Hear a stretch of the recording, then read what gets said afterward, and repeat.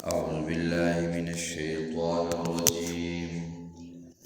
بسم الله الرحمن الرحيم.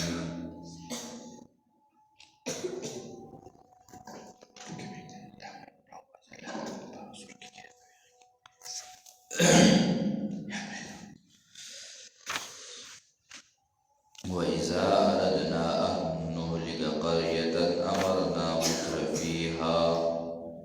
ففسقوا فيها فحق عليها القول فدمرناها تدميرا. وكم أهلكنا من القرون من بعد نوح وكفى بربك بذنوب عباده خبيرا.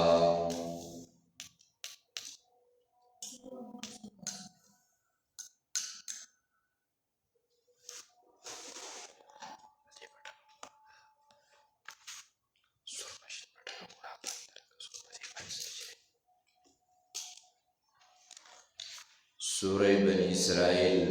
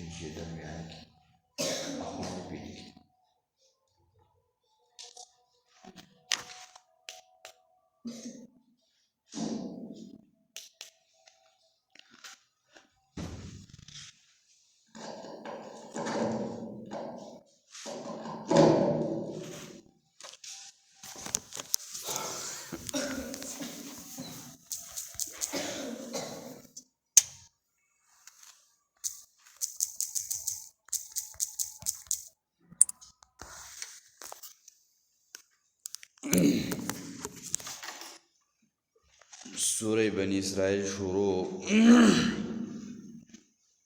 پاگے کے سلور خبر ذکر کولے سلور وجوہی ذکر کول چکم خلق دغ سلور خبرے حغب دنیا کی کئی دغ عملنا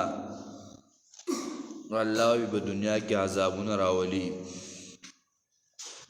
پاگے کے یو شرک مستمر رو چی سوک شرکی ہمیشہ لپارا او دویم انکار دا توحید نکی اللہ با دویبان دی عذابون راولی. نبیائی دا سرنا آیت کے اول دعوی ذکر کرا دری بیائی دلائل رست ذکر کول دلیل عقلی بیائی دلیل نقلی ورپسی پسی بیا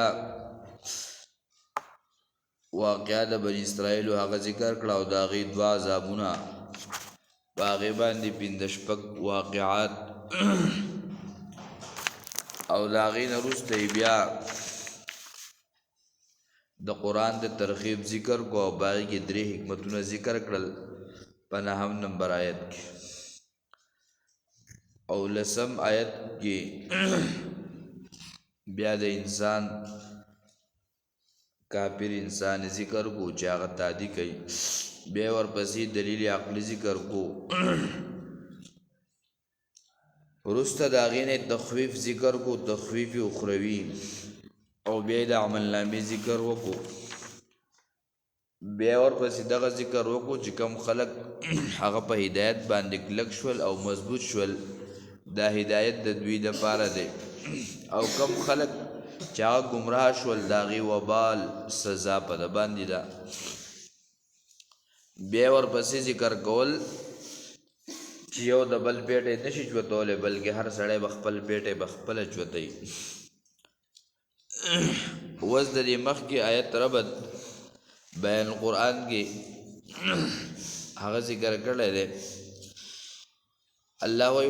منگ در هاغ وقت پوری یو قوم لعذاب نور کو در سو پوری چاگوی تا منگ یو استازی نہیں لے گلے یو رسول حق تا منگ نہیں لے گلے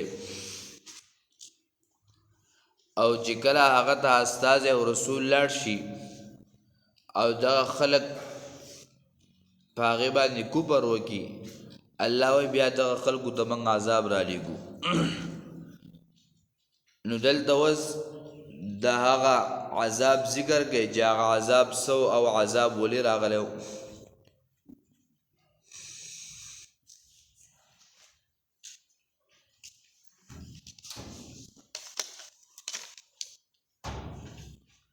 وَإِذَا أَرَدْنَا أَن نُهْلِكَ قَرْيَةً أَمَرْنَا مُتْرَفِيهَا فَفَسَقُوا فِيهَا او کله چې وغواړو موږ هلاکت د یو کلي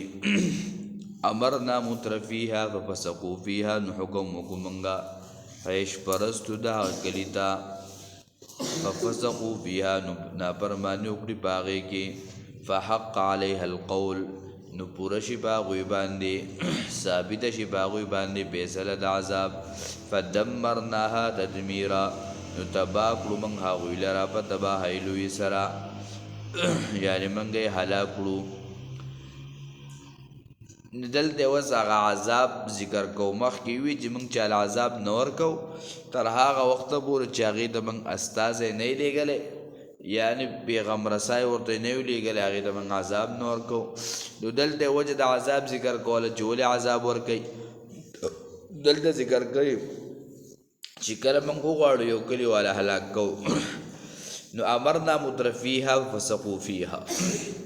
یا خدا تکوینی امر دی بس الله جل شانه د دوی په تقدیر کې داسې لیکلیو بس حکم وکړو او دوی په نافرماني دا وکړه الله جل شانه په دوی باندې عذاب راوست یا مفسرین د دې معنی کوي د درې د امرنا چې د امرنا په دریو معنو سره دی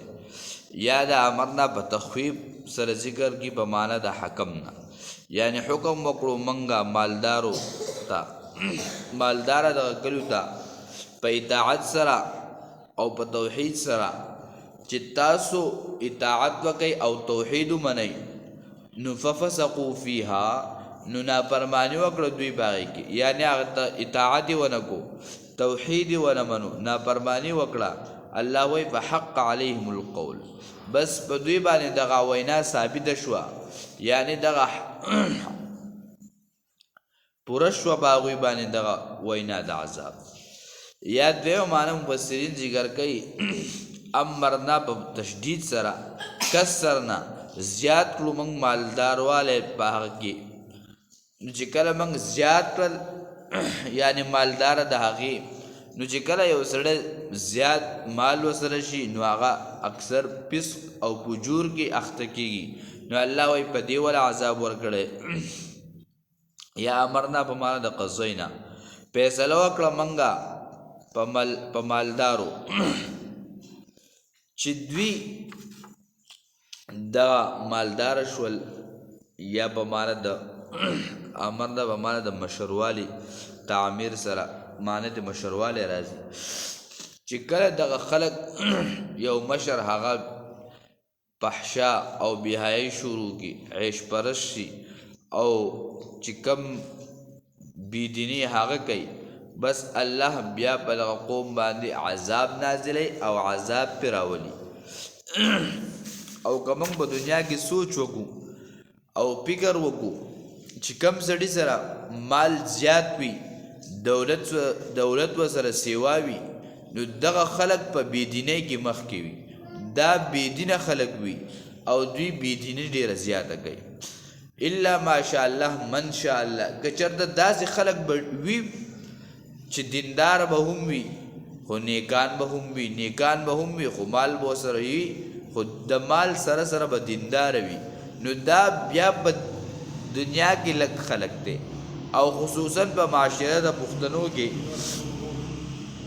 چې کله دا مالو سره راشي نو بیا په دغه بېدیني سیوا کېږي ځکه چې دته هر قسمه سہولت موجود شي زنا دی کوي شراب دی څکي او چې څه غواړي هغه کولی شي اوس بل طرف د غریب سړی دی د دې په مقابله کې هغه خو په دې سوچ کې دی چې زه د ورځې چېرته لاړم څه مې وکړی او ماښام مې خپل بچو له راوړی او هغوی په راحته باندې وخوړی ما وڅکلی هغه وخوړی هغه وڅکلی نو دا غټه خبره ده خو چې کله د انسان سره مال سیوا شي دا مال بیا دی څه کوي دی بېدینۍ طرف ته روانی بس دی بیا فحشا شروع کی منکر شروع کی بغي شروع کی نو الله جل شانه د هغې په مقابله کې په انسان باندې خپل عذابونه نازلول شروع کی که موږ سوچ وکړو په دې حاضر دور کې نو چې کوم خلکو الله پاک مشروالی ورکړی اقتدار ورکړی نو هغوی څه نه کوي هغوی څه نه غواړي چې څه یې غواړي بس هغه کوي نو الله جل شانه وایي کله چې موږ دغه مشران دا فسق او فجور شروع کی نافرمانی شروع کی فحق علیهم القول نو پوره شي په هغوی باندې فیصله د عذاب الله وایي بیا په دغه خلکو باندې موږ خپله فیصله د عذاب رالیږو او داسې هلاکو په هلاکول ټول یو تدبیر دی یو تدمیر دی دلته تدمیر ذکر کړی دی مفسرین بعض ذکر کړي دي چې دا تدمیر دې ته ویل کېږي یو څیز مات شي بیا ټوټي ټوټي شي او بالکل بیا زره زره شي دغې ته ویل کېږي الله وایي داسې عذاب رالیږو لکه کله چې د ګاډي دا پرنټ شیشه ماته شي نو دا چې کله